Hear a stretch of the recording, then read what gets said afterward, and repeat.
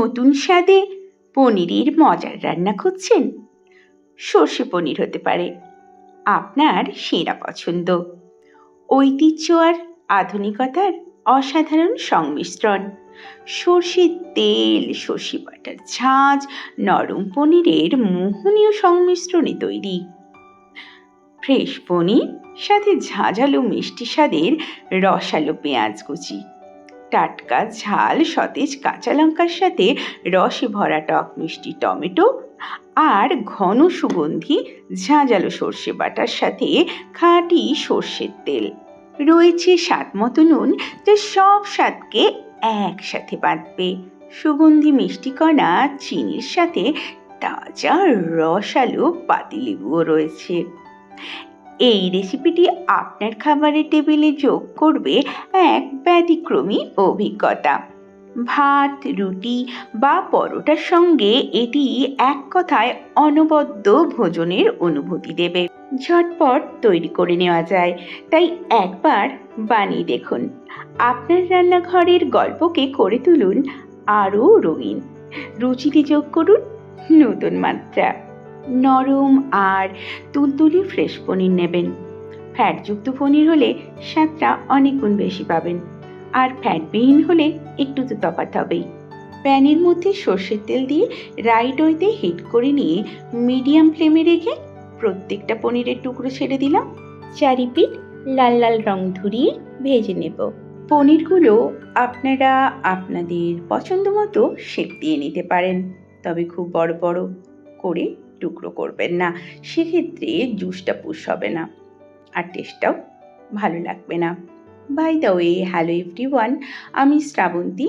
আমার হেসেলে আপনাদের আবারও ওয়েলকাম। পনিরের চারপিঠ আমি খুব সুন্দর করে লাল লাল করে ভেজে তারপর তেল থেকে সেপারেট করে তুলে রাখছি। নেক্সট প্রসেসটা এই তেলেই শুরু করব। আলাদা করে কোনো রকম তেল অ্যাড করব না।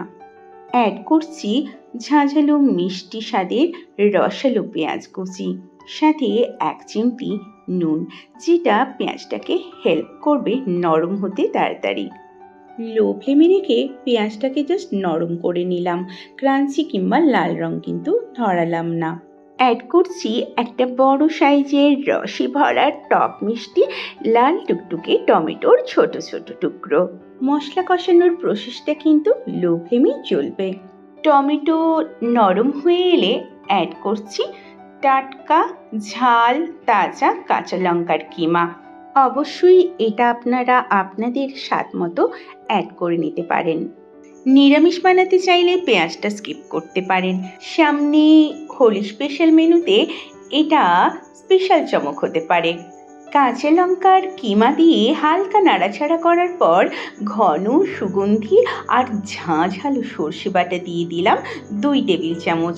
পরিমাণ মতো জলও অ্যাড করে দিলাম।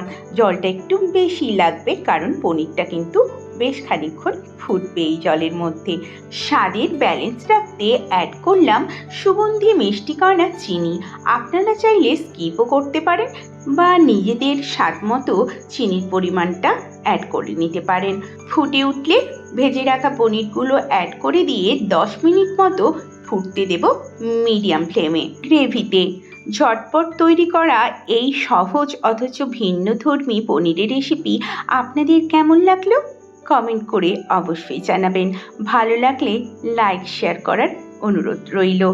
10 মিনিট পর গ্যাসের ফ্লেমটা অফ করে দিয়ে অ্যাড করছি তাজা পাতিলেবুর রস।